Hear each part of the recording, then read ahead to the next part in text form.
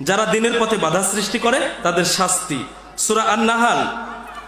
88 নম্বর আয়াত, আল্লাযীনা কাফারু ওয়া সাদ্দু আন সাবিলিল্লাহ, যারা কুফরি করে আল্লাহর পথে বাধা সৃষ্টি করে, জিদনাহুম আযাবান ফাওকাল আযাবি, আমরা তাদের শাস্তির উপর শাস্তি বাড়িয়ে দিব, শাস্তির উপর শাস্তি বৃদ্ধি করে দিব, বিমা কানু ইউফসিদুন, কারণ তারা ফাসাদ সৃষ্টি করত, হট্টগোল তৈরি করত। সূরা মুজাদালা 16 নম্বর আয়াতে আল্লাহ তাআলা বলেছেন ফাসাদ্দু আন সাবিলিল্লাহ, অতঃপর তারা মানুষকে আল্লাহর পথ থেকে বাধা দেয়, ফালাহুম আযাবুম মুহিন,